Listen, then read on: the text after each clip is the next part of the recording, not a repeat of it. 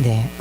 네, 오늘은 여러분과 함께 히브리서 9장 1에서 22절의 말씀을 함께 이제 살펴보려고 합니다. 네, 히브리서가 지금까지 이제 이야기하는 주제를 보면 1에서 9장 10장까지 계속해서 예수님이 누구신가, 예수님이 얼마나 뛰어나신 분이신가, 그것을 구약에 있는 천사들과 모세와 대제사장과 그리고 이번에 옛 언약과 비교하시면서 예수님의 뛰어나심을 이야기하고 있습니다. 지금까지 히브리서가 얘기한 예수님을 좀 더 약간 정리해보면, 예수님은 천사보다 뛰어나신 분으로 하나님의 우편에 앉아 계신 분이십니다. 그래서 천사뿐만 아니라 온 만물을 다스리고 계시는 분, 하나님의 아들로서 온 만물의 통치자로서 계시는 분으로 천사보다 뛰어난 분이라고 이야기하고 있습니다.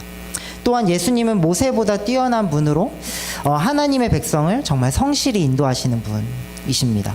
계속해서 모세가 이스라엘 백성을 성실히 인도했던 것처럼 그보다 더 뛰어난 하나님의 아들이신 그 예수님께서는 하나님의 백성을 성실히 인도하여서 그냥 보이는 가나안 땅이 아니라 참된 안식, 하나님의 참 성소, 그 하나님의 나라로 인도하시는 분이라는 거죠. 그리고 예수님께서는 레위 계통의 대제사장보다 훨씬 뛰어난 분으로 단 한 번의 완전한 제사로, 그리고 흠이 없는 분으로 우리를 완전하고 영원히 구원하신 영원하고 완전하신 대제사장이라고 이야기하고 있습니다. 예, 오늘은 이제 8장부터는 이제 구약의 옛 언약을 뛰어넘는 새 언약의 중재자로서 예수님이 누구신가를 지금 소개하고 있습니다. 본문은 구약 시대의 성막과 성전에서 행해지는 제사 제도를 이야기하면서 그것의 불완전성을 이야기합니다. 그리고 구약 제사, 그 구약의 제사는 예수 그리스도를 통한 완전한 구속의 하나의 예표, 그림자였을 뿐이다 라고 이야기하면서 어떻게 예수님께서 우리를 영원한 구원으로 이끄시고 새 언약의 중재자로 서셨는지 그 부분을 이제 자세하게 설명하고 있습니다. 예, 본문을 연구하고 하면서 되게 재밌는 부분들이 많이 있습니다. 어렵긴 하지만 구약의 이야기들을 막 살펴볼 수 있는 재미가 있어요.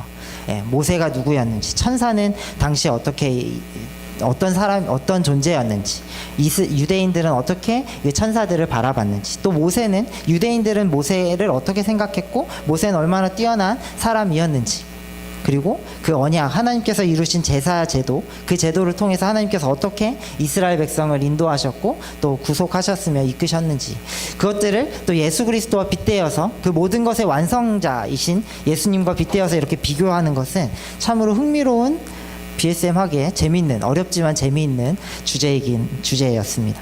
하지만 이제 이거를 연구하기는 재밌어요. 하지만 이걸 어떻게 적용할 것인가 라고 했을 때 항상 막히는 부분들이 있는 것 같습니다. 우리는 천사를 그마이 중요하게 여기지 않고 우린 예수님을 먼저 믿었기 때문에 예수님 이전에 있었던 모세는 그 예수님의 모습을 빗댄 그림자로서의 어떤 존재로 그 구약의 이야기를 보지만 유대인들은 그 유대인들의 삶에서 유대교 그리고 구약의 메시지들은 전부였잖아요. 그 전부였던 것에서 한 단계 도약해서 예수님을 믿는 것, 그것은 쉽지 않았을 것입니다. 근데 우리는 적용하기에 우리는 유대교가 아닌데 이건 우리에게 그렇게 중요한, 구약의 제사제도 여러분 되게 중요하십니까? 지성소로 나가야 되는데 1년에 한 번 대제사장이 있어야 되고 우리 가운데 그게 되게 중요한 이슈가 아니잖아요. 우리에겐 예수 그리스도가 이미 먼저 들어와 있기 때문에. 그래서 참 적용하는 것이 쉽지 않았습니다. 그래서 이 히브리서를 볼 때 우리가 어떻게 계속해서 바라봐야 될까를 좀 다시 한번 좀 생각하면서 오늘 본문도 보면 좋겠다라는 생각이 들어요. 유대인 그리스도인들이 처한 상황과 또 그들이 선택하려는, 다시 회귀하려는 그 유대교가 우리 시대에는 무엇으로 대비될 수 있을까? 지금 히브리서의 청중인 유대교 그리스도인들은 어떠한 상황이었습니까? 너무나도 잘 아시겠지만 처음에는 뜨겁게 예수님을 믿었습니다. 그리고 그 뜨거운 믿음 안에서 사랑의 수고를 아끼지 않았고 고난과 핍박을 기꺼이 당하면서 사랑의 섬김을 계속해 나갔던 사람들이었어요. 근데 그 처음에 뜨거웠던 그 신앙이 점점 미지근해지고 있는 상황이었습니다. 오히려 지속적인 고난과 핍박으로 인해서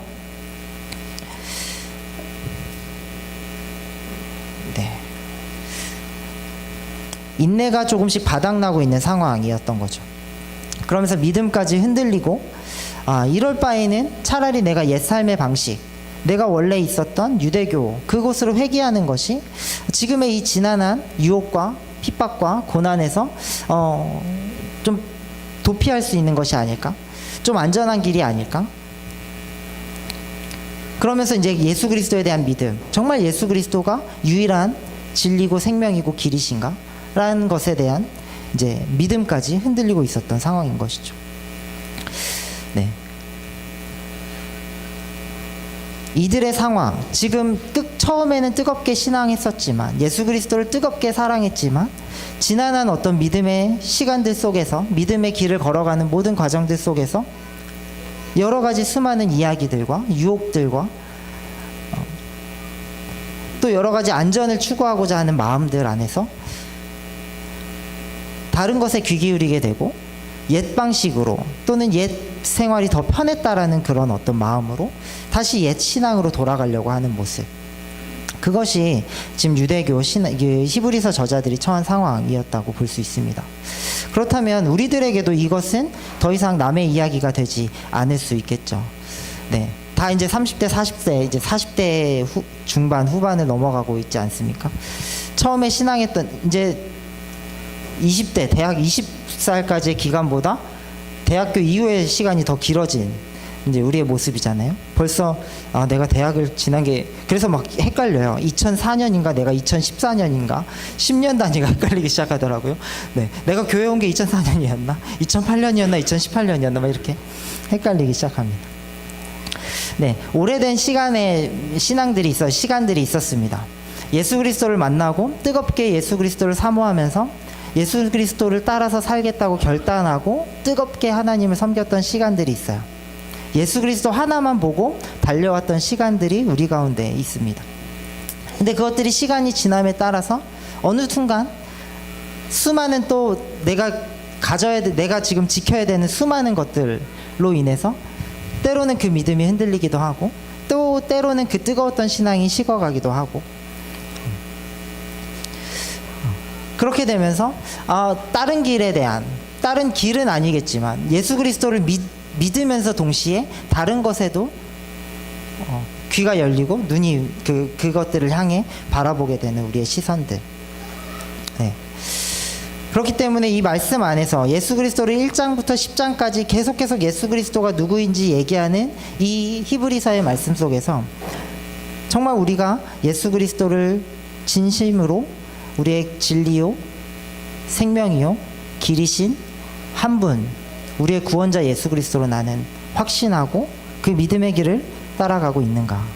혹시나 내 안에 수많은 다른 혼합적인 신앙들, 다른 수많은 생각들이 같이 겹치면서 내 안에 그런 혼합된 어떤 신앙의 모습들을 가지고 있진 않은가? 주일날에는 그리고 말씀을 볼 때에는 그렇지 예수님만이 전부지 라고 생각하다가도 우리의 삶의 자리 속에서 또 삶을 살아가면서 또 다른 중요한 것들에 인해서 하나님이 조금씩 잊혀져 가고 있지는 않은가.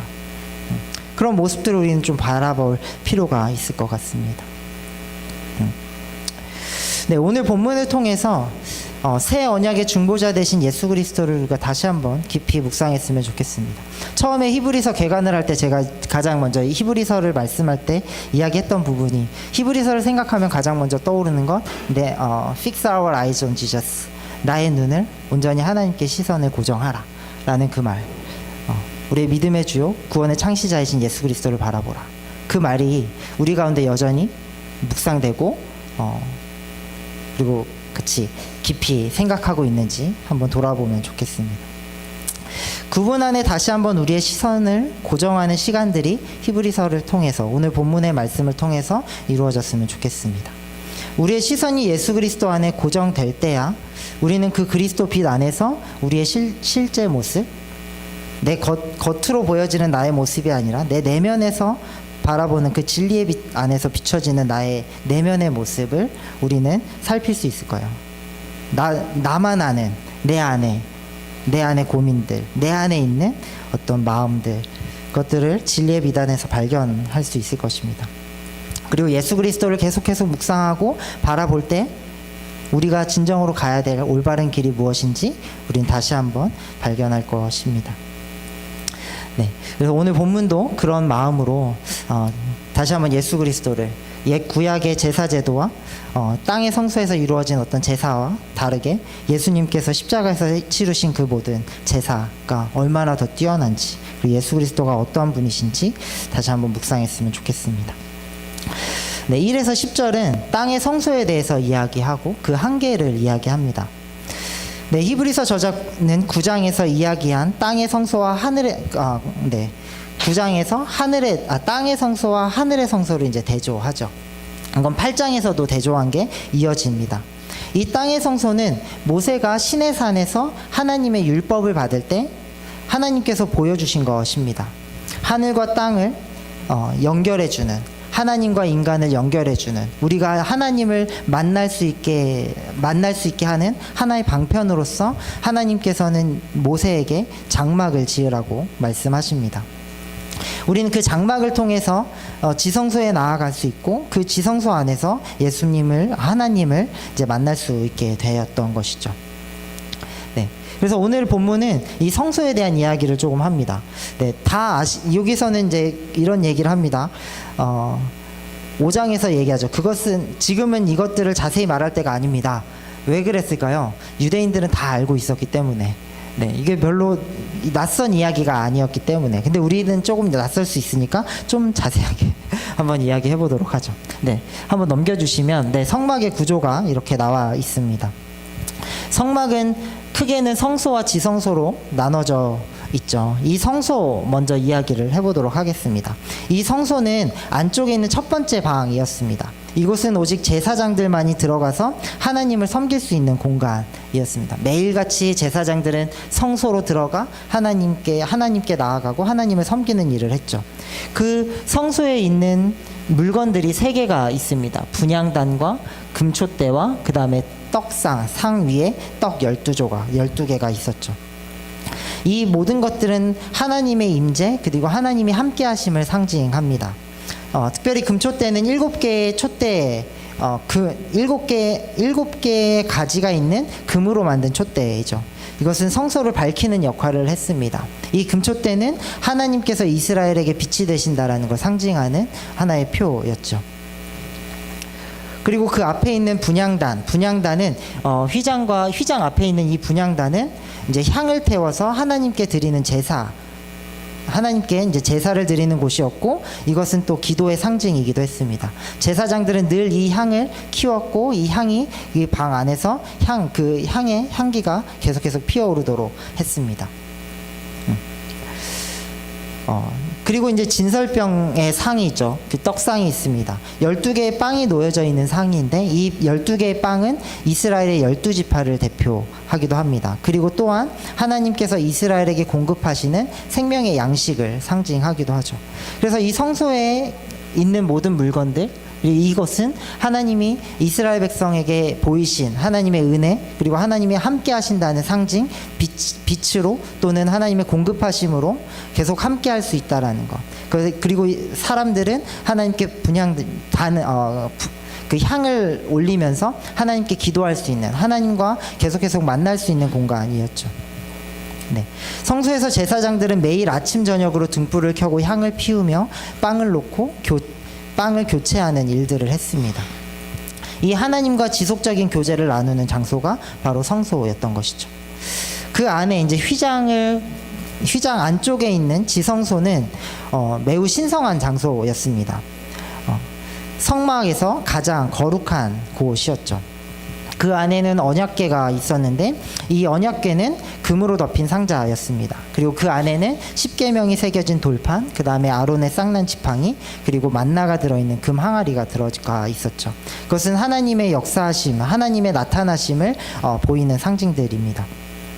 그리고 그 언약궤를 덮고 있는 속죄판이 있었고, 그 속죄판은 두 그룹의 천사의 형상이 새겨져 있어서 그 그룹 형상이 날개를 이렇게 펴서 그 속죄판을 가리고, 언약궤를 가리고 있는 것이었죠. 네. 이 속죄판은 하나님의 임재가 있는 곳이었습니다. 임재를 상징하는 장소였어요. 그래서 대제사장이 이곳에 피를 뿌려서 이스라엘의 백성의 죄를 속죄했습니다. 이 지성소의 역할은 하나님의 임재가 나타나는 장소였어요.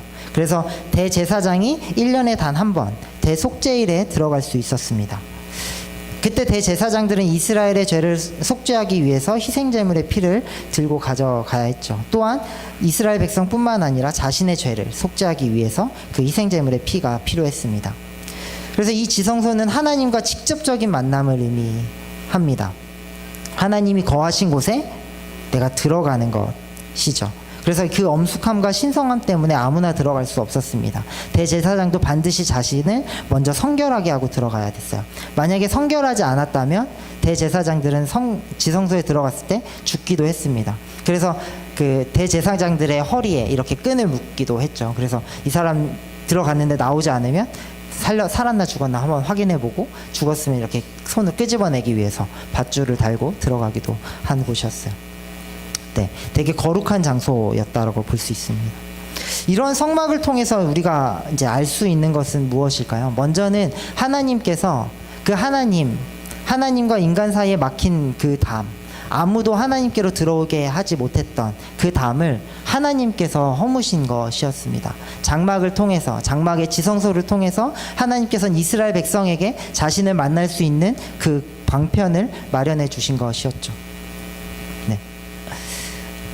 그래서 이스라엘 백성들은 이 지성소를 통해서, 이 성막을 통해서 하나님을 만날 수 있었고, 그곳에서 하나님께 기도할 수 있었고, 하나님께 예배할 수 있었고, 하나님과의 지속적인 관계를 해나갈 수 있었습니다. 하지만 오늘 본문에서도 보듯이 이것은 완전하지 않았다라고 이야기합니다. 8절에 이것은 첫째 칸 장막이 서 있는 동안에는 아직 지성소로 들어가는 길이 드러나지 않았음을 성령께서 보여주시는 것입니다 라고 얘기합니다. 그 첫째 칸 장막이 서 있는 동안에 아직 지성소로 들어가는 길이 드러나지 않았다. 이것은 이제 휘장에 대한 이야기를 하는 거죠. 지성소와 성소 사이에는 휘장이 있었습니다. 그 휘장은 두 공간을 분리하여서 지성소의 거룩함을 보호하는 상징적인 의미를 가지고 있었습니다. 이 휘장은 하나님의 임재가 있는 지성소를 죄를 지닌 인간이 함부로 들어갈 수 없도록 보호하는 역할을 했던 것이죠. 본문에서 지성소로 들어가는 길이 드러나지 않았다는 것, 이것은 구약의 제사가 아직은 하나님과 인간의 관계를 완전히 아무런 제약 없이 열어주지는 못했다라는 것을 나타냅니다. 구약의 성막이, 구약의 제사가 가지고 있는 제한성을 나타낸 것이죠. 성소와 지성소를 나눈 휘장은 사람들이 하나님께로 직접 나아가는 길, 하나님께 나아가는 완전한 길이 아직 열리지 않았음을 상징적으로 보여주는 것입니다. 구약의 제도 속에서 하나님께서 직접 나아가는 것, 하나님께 직접 나아가는 것이 가능한 건 대제사장 뿐이었어요. 단 한 사람 뿐이었다는 것이죠. 그마저도 1년에 단 한 번만 들어갈 수 있었습니다. 그리고 그 대제사장도 들어가기 위해서는 스스로 정결해야 되는 속죄 제사를 먼저 드려야 했었던 것입니다. 네, 그 제사는 당연히 불완전할 수밖에 없죠. 이 제사는 육체를 일시적으로 깨끗하게 했을지는 모르겠지만 그 양심까지는 완전히 깨끗하게 해주지 못했기 때문입니다. 네. 본문에서 계속 이야기하죠. 이 장막은 현 시대를 상징합니다. 그 장막 제의를 따라 예물과 제사를 드리지만 그것이 의식 집례자의 양심을 완전하게 해주지는 못합니다. 이런 것은 다만 개혁의 때까지 육체를 위하여 부과된 규칙들입니다. 이 제사제도, 그 다음에 성막, 이 모든 것이 미래의 개혁의 때, 하나님의 뜻이 온전히 일어나고 하나님의 나라가 온전히 임할 때까지의 하나의 방편이었다라는 것이에요. 그래서 이것 자체가 그림자였다라는 것이죠. 그렇다면 양심을 완전하게 깨끗이 해주지 못했다, 완전하게 해주지 못했다라는 의미는 무엇일까요? 네, 이 양심은 슈네이데시스라는 말로 공통된 지각, 공통된 암, 도덕적 의식을 이야기하는 뜻하는 말입니다. 자신의 도덕적 상태나 행동을 판단하는 내적 감각으로 자신의 행동과 생각에 대한 도덕적 옳음과 그름을 구별하게 하는 것이 이 양심이라는 것이죠. 이 양심을 완전하게 해주지 못했다는 의미는 구약의 제사 제도가 단지 외적으로 정결하게 하는 역할만 했다라는 것입니다. 그 사람의 내면까지, 그 사람의 속 마음까지 완전히 정결하게 하지는 못했다라는 의미인 것이죠. 네. 구약의 제사의 목적은 인간의 죄에 따른 부정함을 해결하고 율법에 따른 정결한 상태로 회복시키는 것이 제사의 목적이었습니다. 사람들은 죄나 부정한 행위로 인해서 부정해졌을 때 자신의 동물의 희생제사를 통해 의식적으로 다시금 정결함을 회복할 수 있었어요. 구약의 제사 자체가 인간이 죄를 지으면 이 죄는 뭐와 연결이 됩니까? 죽음으로 연결이 돼요. 그래서 죄 지은 자는 바로 죽음을 당할 수밖에 없는 존재라는 것이죠. 하지만 이 죄와 죽음을 연결해 주는 것을 해결하기 위해서 하나님께서 주신 것이 이 화목제물과 속죄제물이라는 것입니다. 자신의 죄, 자신의 피로써 그 죄에 대한 합당한 보응을 받아야 되는데, 그것을 피할 방편으로 자신의 죄가 아닌 동물의 죄를 자신의 피가 아닌 동물의 피로 그 자신의 부정함을 정결케 했다라는 것이죠. 이것은 일시적이었습니다. 그리고 완전한 정결함을 주지 못했죠. 동물의 피를 통한 제사는 죄를 완전하게 제거하는 것이 아니라 잠시 덮어두는 것, 외적으로 씻어주는 그런 유지의 수단에 불과했던 것입니다. 마치 거울을 닦듯이 거울이 더러워지면 거울을 닦아야 되고, 근데 그 한 번 닦은 거울이 또 다시 더러워지면 또 다시 닦아야 되고, 하나의 방편이었었던 것이죠. 계속 반복적으로 깨끗하기 위해서는 제사를 드려야 했다라는 것입니다. 그래서 바울은 이야기합니다. 율법의 행위로는 그의 앞에 의롭다 하심을 얻을 육체가 없나니 율법으로는 죄를 깨달음이라 라고 얘기해요.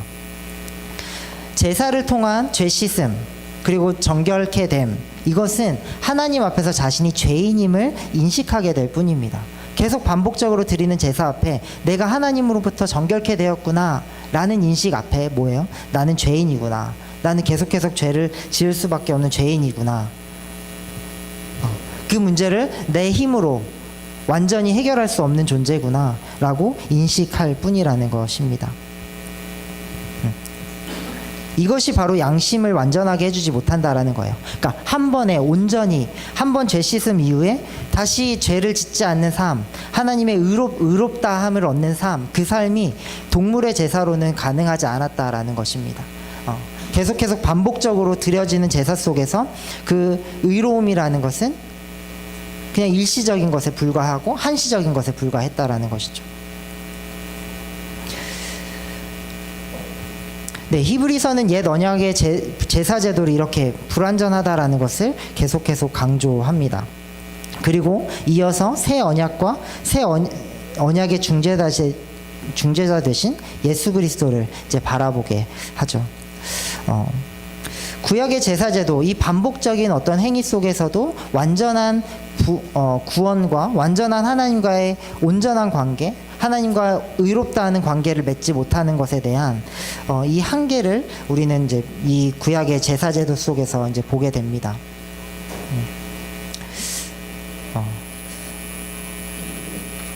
구약의 제사제도뿐만 아니라 우리의 모든 것들이 다 이런 것 같아요.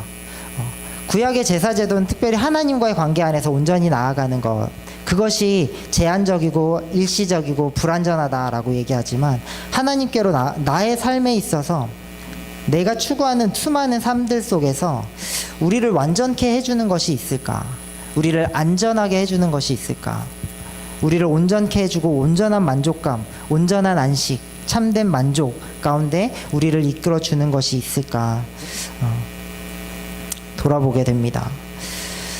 히브리서는 이들이 돌아가려고 했던 유대교가 불완전하다는 걸 이야기해요. 유대교 그리스도인들은 예수 그리스도가 완전한 구원으로 자신을 이끌었다는 것을 믿음으로 고백한 자들이었습니다. 히브리서의 독자들은.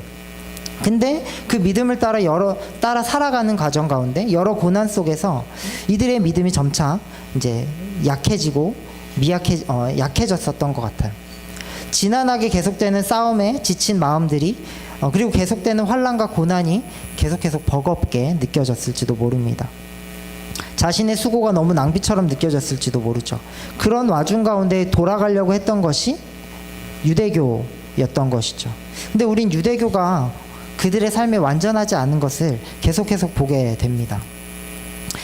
그와 마찬가지입니다. 우리도 우리 그리스도를 신앙하고 예수 그리스도를 따라가는 삶 속에서 지치고 힘들 때가 있어요. 그 계속되는 고난과 그 계속되는 씨름들이 너무 버겁게 느껴지고 자신의 수고가 때로는 너무 낭비처럼 느껴지기도 합니다. 되게 쉬고 싶은 마음들이 우리 안에 있을 수도 있어요. 그래서 우리가 그때 선택하는 것이 무엇입니까? 네, 우리는 쉼을 선택합니다. 근데 그 쉼이 예수 그리스도 안에서의 쉼이 아니 다른 쉼들인 것이죠. 네, 하나님께서는 이 쉼이 필요하다라고 얘기해요. 안식이 우리 가운데 있어야 된다라고 얘기합니다. 근데 이 안식은 하나님 안에서의 안식이라고 얘기하고 있어요. 네, 하나님 안에서의 쉼. 네, 우리가 하나님 안에서 쉼을 느낀다라는 건 말씀을 묵상하면서 하나님의 그 사랑과 그 은혜, 인도하심, 그 돌보심을 깊이 알아가는 것이라고 볼 수 있고, 또 한편으로는 기도와 찬양 속에서 우리의 영이 하나님 안에서 쉼을 누리고 위로를 얻는 것이라고도 볼 수 있습니다. 또는 하나님께서 허락하신 자연 풍경과 좋은 사람들과의 교제, 맛있는 식탁의 교제들, 그런 것들이 우리에게 또 쉼을 주기도 하죠. 네. 번아웃의 위기 속에서 우린 쉼이 필요합니다. 쉬지 않는 것은 너무나도 위험해요. 오히려 쉬어야 됩니다. 근데 그 쉼을 우리는 때로는 다르게 생각할 때가 있어요. 우리가 보는 쉼들은 뭡니까? 우리가 흔히 이제 TV 안에서 아니면 SNS에서 보는 쉼, 그들의 그런 모습들은 무엇이죠? 네, 세상에서 보여지는 그럴듯한 삶, 그리고 뭐 휴식, 휴가, 맛집, 여행 등등. 예, 요즘에 나 혼자 산다를 종종 이렇게 보게 되는데, 나 혼자 산다에서 연예인들이 누리고 또 SNS 인플루언서들이 누리는 세상의 모습들, 되게 막 자유로워 보이고 되게 좋아 보이고 행복해 보이고 막 멋져 보이는 그 삶, 세상이 이야기하는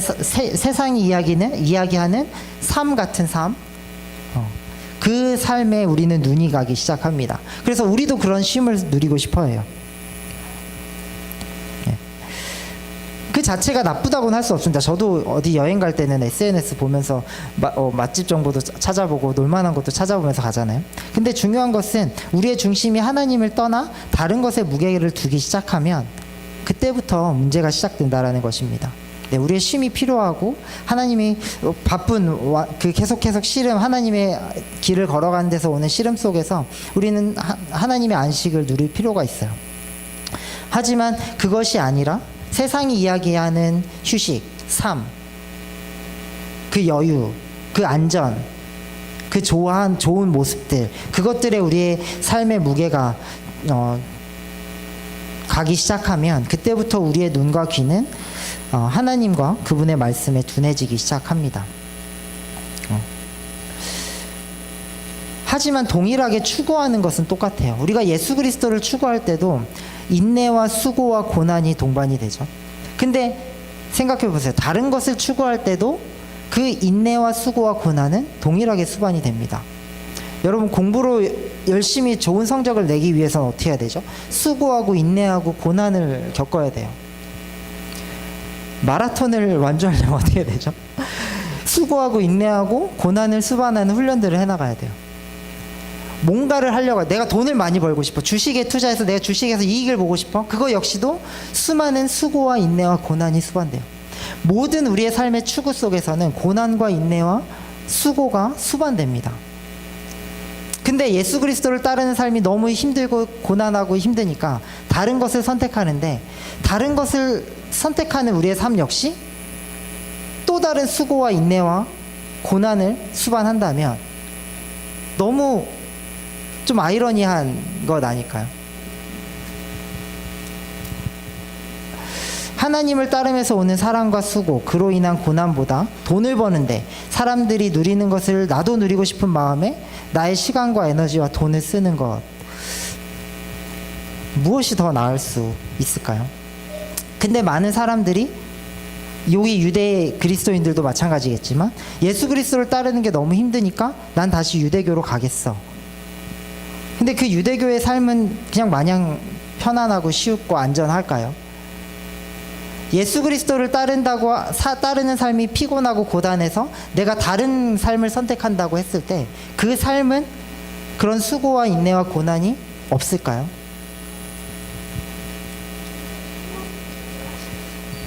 우리는 예배하는 존재라고 얘기하죠. 우리는 누군가를 무조건 예배하게 되어 있습니다. 하나님을 예배하지 않을 때, 하나님을 예배함을 멈추면 우리는 모든 다른 것들을 예배하게 되어 있어요. 그리고 성경은 이야기합니다. 그런 다른 것들, 하나님 외에, 예수 그리스도 외에 우리가 잡고자 하는 그 수많은 것들은 바람을 잡는 것과 같다고 분명히 얘기하고 있습니다. 우리가 추구하려는 삶, 그것이 편안한 삶이든 안정된 삶이든 부유한 삶이든 인정받는 삶이든 그것이 우리를 구원할 수 있을까요? 그것은 한계가 있고 불완전합니다. 계속 반복해야 돼. 그것에 만족을 누리기 위해선 계속 반복적으로 우린 뭔가를 해야 됩니다. 쇼핑했을 때 기쁨이 있죠. 네, 백화점에 갔을 때 뭔가 물건을 샀을 때 기쁨이 있어요. 근데 그 기쁨은 정말 순식간에 없어지고 맙니다. 어떻게 해요? 또 반복해서 쇼핑몰에 가야 돼요. 또 다른 인터넷을 뒤져서 뭔가를 사야 돼요. 계속 뭔가를 추구해. 반복적으로. 구약의 제사와 다를 바 없는 반복적인 뭔가를 추구하는 삶. 그것을 우리가 해나간다라는 것이죠. 여러분은 무엇을 반복적으로 해나갑니까? 우리가 반복적으로 뭔가 만족하기 위해서, 내 자신을 뭔가 만족시키기 위해서 여러분 반복적으로 해나가고 있는 것이 무엇이죠? 그 모든 것들은 우리에게 충만한 완전한 만족감을 줄 수 없습니다. 오히려 반복적인 갈증만 줄 뿐인 것이죠. 그래서 하나님의 안식을 추구하며 이 땅의 섬김과 사랑, 그 희생의 삶을 우리가 멈출 때, 예수 그리스도를 우리가 바라보는 것을 멈추고 다시 뭔가로 회개하려고 할 때 그 삶은 다시 위험해질 수 있습니다. 반복적인 갈증 속에 빠져갈 수 있어요. 네, 그래서 이 히브리서 저자는 다시 한번 이야기합니다. 그런 구약의 율법으로 돌아가려는 그들의 시선을 계속 돌리게 하죠. 누구로? 예수 그리스도로 향하게 합니다. 우리의 산만한 눈, 여러 이야기에 혼란스러워하는 우리의 귀를 계속해서 예수 그리스도께 집중하게 합니다. 참 진리이고 생명이신, 그리고 우리를 참 안식의 길로 인도하시는 예수님을 바라보게 합니다. 그리고 그 예수님께서 다시 예수님께 우리의 시선을 고정시키며 예수님이 어떠한 분이신지, 그가 어떻게 완전한 구원으로 그 하나님의 임재 가운데로 완전한 만족 가운데로 우리를 인도하시는지 이야기합니다.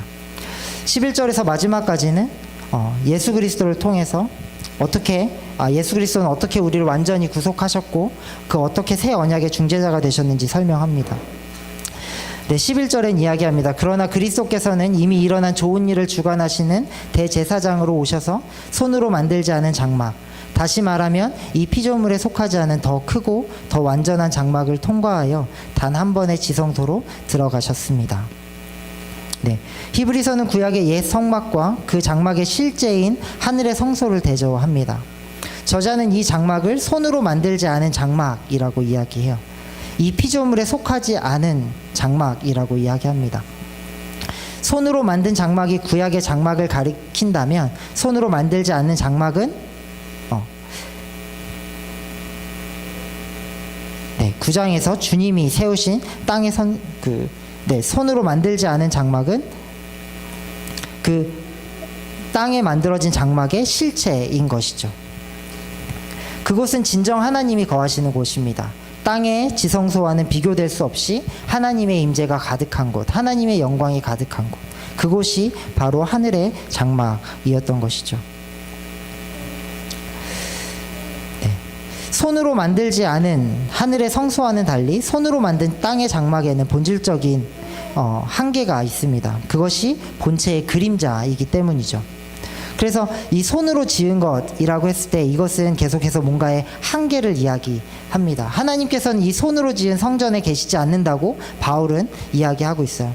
스데반 역시도 이스라엘 성전을 향해 외치면서 이스라엘 성전은 사람의 손으로 만들어졌고 하나님께서는 사람의 손으로 지으신 건물에만 거하시는 분이 아니라고 이야기합니다. 네. 하나님이 손으로 지으신, 인간의 손으로 지으신 건물이 아니라 원래 그것의 본체, 그 원래의 실체, 정말 하늘의 성소, 하나님이 임재하신 그곳에 거하신다라는 것이죠.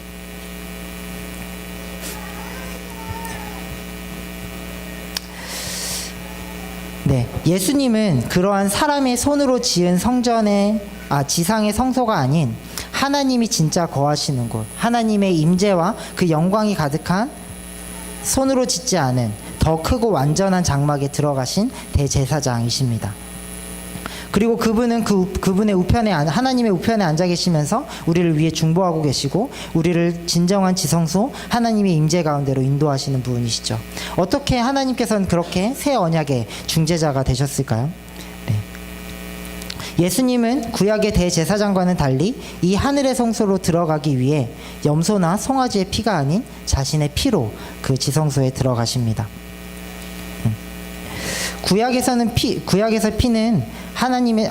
구약에서의 피는 생명을 상징했습니다. 죄를 지은 자는 하나님 앞에 설 수 없었고 마땅히 죽음이라는 대가를 치러야 했죠. 하나님께서는 죄인의 죽음 대신 희생제물을 통한 죄를 속할 수 있도록 희생제물을 통해서 죄를 속죄할 수 있도록 하셨습니다. 하지만 그것은 한계가 있었죠. 예수님 역시 하나님께로 나아가는 데 있어서는 피 흘림이 필요했습니다.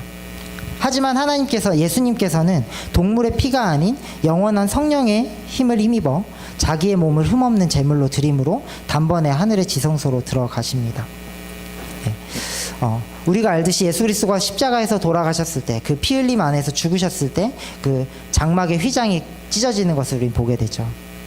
네. 예수 그리스도의 그 피는 그 휘장을 찢고 온전히 하나님께로 나아가는 길을 열어줍니다. 단번에 그렇게 하나님께서 나아가시는 예수님께서 단번에 자신의 피로 단번에 하나님의 지성도로 나아가신 그 길이 예수 그리스도를 통해 열려지게 된 것이죠. 그래서 우리는 예수 그리스도의 피를 힘입어 하나님께로 나아갈 수 있게 됩니다. 그 예수 그리스도의 피가 우리를 완전히 정결케 해주기 때문이죠. 네. 단순한 육체의 피 흘림, 겉으로만의 어떤 거룩함이 아니라 하나님 예수 그리스도의 피는 우리를 온전히 의롭게 하십니다. 우리의 의로움 때문이 아니라 예수 그리스도의 그 피에 힘입어서 우리는 의롭다함을 얻게 된 것이고, 그 예수 그리스도의 피에 힘입어 우리는 하나님께로 나아가는 지성소의 길을, 지성소로까지 예수 그리스도를 따라 들어갈 수 있게 된 것이죠. 양심까지 깨끗하게 되었다는 것은 구약 제사의 한계를 극복했다는 의미입니다. 온전한 죄사함을 이루지 못한 구약의 속죄 제사는 일시적이고 반복적이었습니다. 그 안에서 우리가 발견하는 것은 우리가 죄인이라는 사실이었죠. 하지만 예수 그리스도의 피로 단번에 드려진 속죄 제사는 영원하고 완전합니다. 하나님은 그리스도의 피 안에서 우리를 더 이상 죄인으로 보지 않습니다. 그리고 우리 역시 그 피로 힘입어서 죄인이 아닌 하나님의 백성, 의인으로서의 정체성을 갖게 됩니다. 그래서 우린 그리스도의 피를 힘입어 죄인이 아닌 의인의 정체성을 갖게 되고 하나님의 자녀로서의 정체성을 온전히 회복하게 됩니다. 더 이상 죄의 지배, 그로 인한 죄책과 죽음에 대한 불안, 염려를 벗어버리고 우리는 예수 그리스도의 피로 힘입어 주 안에서 참 자유를 누리게 되는 것이죠. 그렇게 참 자유, 새로운 생명이 된 우리는 그렇게 자유케 된 우리는 우리를 새로운 삶의 행실, 새로운 삶의 방식으로 나아가게 합니다. 13장과 14절에 이렇게 이야기합니다. 염소나 황소의 피와 암송아지의 죄를 더러워진 사람들에게 뿌려도 그 육체가 깨끗하여져서 그들이 거룩하게 되거든 하물며 영원한 성령을 힘입어 자기 몸을 흠없는 제물로 삼아 하나님께 바치신 그리스도의 피야말로 더욱더 우리들의 양심을 깨끗하게 해서 우리로 하여금 죽은 행실에서 떠나 살아계신 하나님을 섬기게 하지 않겠습니까? 그리스도 안에서 새로운 피조물이 된 우리는 더 이상 과거에 매이지 않습니다. 과거의 죄책, 또는 현재에 연연하지 않습니다. 현재의 나의 연약함, 나의 한계, 그것에 연연하지 않습니다. 오히려 하나님 나라의 참 안식을 소망하며 우리의 본이 되신 예수 그리스도를 따르는 새로운 행실, 하나님의 통치를 따르는 사랑과 섬김, 희생과 인내의 삶을 우리는 살아가고자 합니다. 그것은 우리 안에 새겨진 율법이 우리를 그렇게 인도하기 때문이시죠. 새 언약에서 이루어진 그 약속은 더 이상 돌판에 새겨진 율법이 아니라 우리 마음에 새겨진 율법으로 우리를 인도하신다고 얘기하고 있어요. 그 율법이, 우리 안에 새겨진 그 율법, 우리 안에 거하시는 그 성령에 힘입어서 우리는 하나님의 뜻을 쫓아 살아가게 되는 새 존재가 됩니다.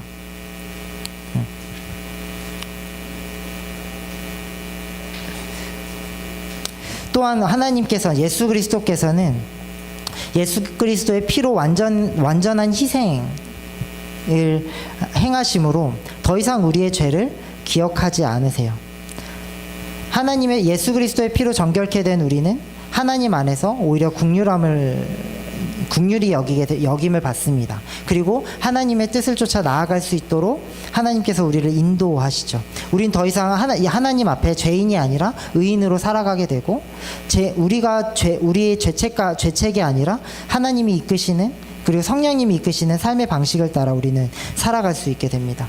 물론 우리 안에 연약함이 있어요. 우리 안에 죄가 없어지는 것은 아닙니다. 하지만 하나님께서는 우리를 더 이상 죄인으로 보시지 않기 때문에 하나님은 그 죄를 오히려 긍휼하게 여기십니다.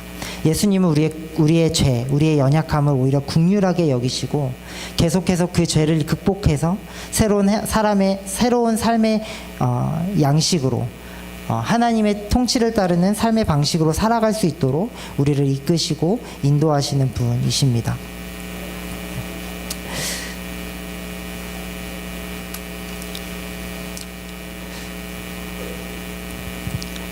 그래서 하나님께서 그렇게 새 언약으로 우리를 구원하신 그 하나님께서, 예수 그리스도께서 우리를 다시금 하나님의 제사장 나라, 그 하나님의 거룩한 나라로 우리를 세우셔서 이 땅 가운데 빛과 소금의 삶을 살도록 이끄시는 것이죠.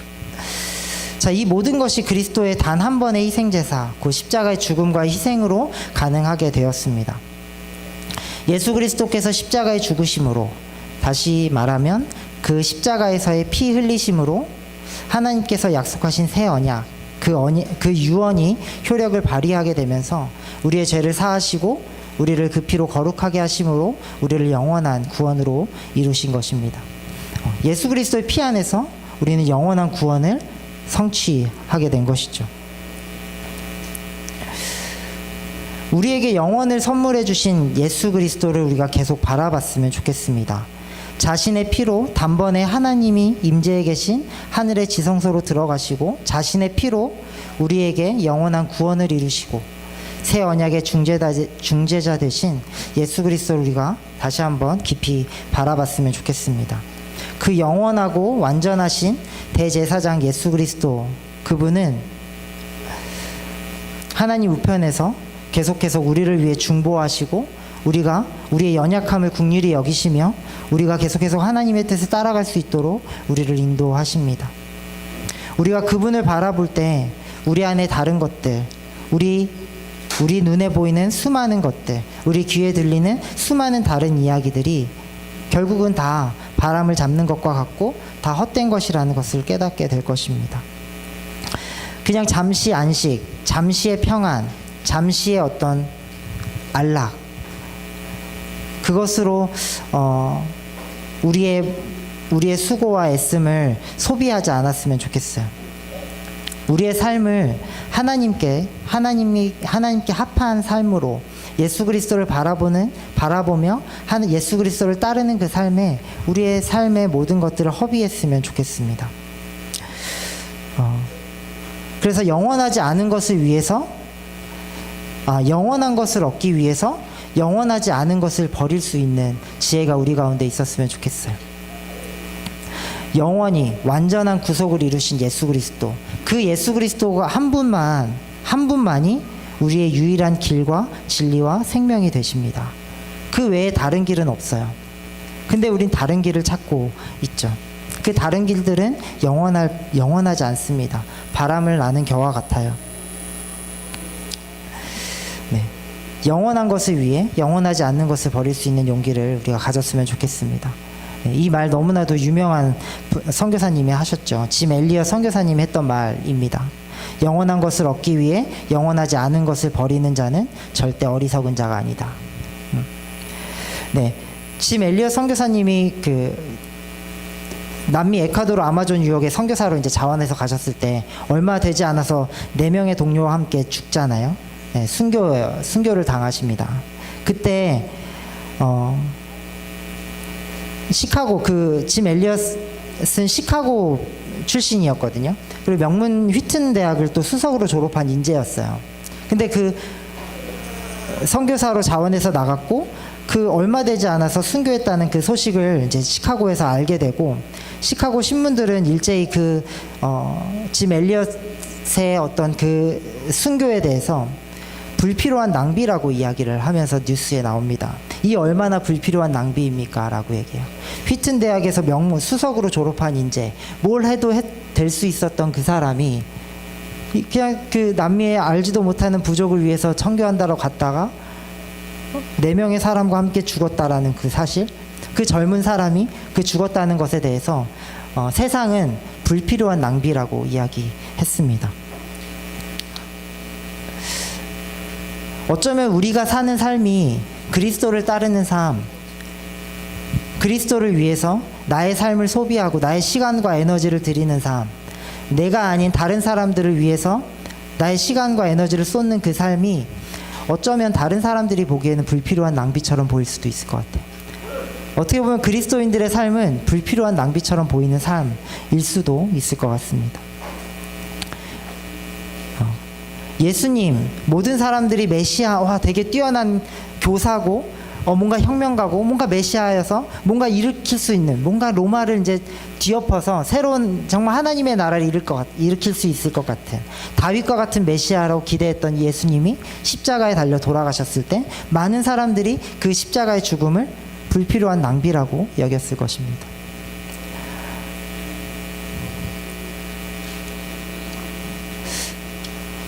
하지만 우리는 알죠. 그 삶이, 그 희생이 결코 불필요한 낭비가 아니었다라는 걸 우리 너무나도 잘 알고 있습니다. 짐 엘리엇의 사건 속에서도, 그 이후에 벌어진 일들 속에서도 우리는 그것이 불필요한 낭비가 아니었다라는 걸 너무나도 잘 알게 되죠. 짐 엘리엇의 죽음 이후에 그 아내 엘리자베스가 간호훈련을 받고 바로 자기 남편을 죽인 그 아우카 부족에게 가서 선교를 합니다. 그리고 그것을 복음화하죠. 복음화했을 때 이제 이야기합니다. 복음화하고 이제 5년 후에 이제 부족을 떠나는 엘리자베스에게 아우카 부족 주장이 이야기해요. 도대체 당신은 누구십니까? 라고 얘기했을 때, 나는 당신들이 5년 전에 죽였던 남자의 아내입니다. 남편이 당신을 향해 가지고 있던 그 사랑을 당신에게 전하기 위해 제가 이곳에 다시 왔습니다. 라고 이야기합니다. 짐 엘리엇의 그 죽음, 불필요한 낭비처럼 느껴졌던 그 죽음은 그곳을 복음화하게 했습니다. 그곳에 수많은 교회가 생겨났고, 그 짐 엘리엇을 죽인 마을 교회 담임 목사가 짐 엘리엇의 아들이었고, 그곳을 섬기는 장로와 교사가 그 짐 엘리엇과 친구들을 죽인 사람들이었어요. 놀라운 반전이 그 안에 일어나게 된 것입니다. 짐 엘리엇의 삶을 보더라도 영원한 것을 위해 영원하지 않은 것을 버리는 삶은 결코 불필요한 낭비가 아니죠. 여러분, 우리는 어차피 뭔가를 낭비하면서 살 거예요. 우리의 시간들을 낭비하고 우리의 삶을 낭비할 겁니다. 우린 계속 뭔가를 낭비하면서 결국 우리가 다 없어질 때까지 뭔가를 추구하면서 살 거예요. 그때 여러분은 무엇을 추구하시겠습니까? 영원한 것을 추구하시겠습니까? 아니면 영원하지 않은 것을 추구하시겠습니까? 똑같은 노력과 인내가, 수고가 동반될 거예요. 모든 것에는 고난과 어려움이 동반됩니다. 그렇다면 무엇을 위해 사는 것이 더 지혜롭고 현명한 길일까요? 또한 우리가 그래서 우리가 영원한 것을 선택해서 살아갈 때 우리에게는 또 영원한 중재자가 계시다라는 것 자체도 너무나도 큰 위로가 됩니다. 우리가 영원하지 않은 것을 쫓아 살아갈 땐 아무도 우리의 편이 되어주지 않아요. 아무도 우리 곁에 우리를 도와주지 않습니다. 하지만 우리가 십자가의 길을 걸을 때, 예수 그리스도를 따라 살아가는 그 섬김과 희생의 삶을 살아갈 때 우리의 중재자가 되시는 분이 계세요. 예수 그리스도가 날마다 하나님 우편에 서서 우리를 위해 중보하신대요. 우리를 지키신대요. 우리의 연약함을 아시고 우리의 긍휼하심을 우리의 죄를 아시고 우리를 오히려 긍휼하게 여기시면서 말할 수 없는 탄식으로 우리를 위해 기도하고 계신대요. 어떤 삶이 더 가치 있는 삶이고 어떤 삶이 오히려 더 쉬운 삶일까요?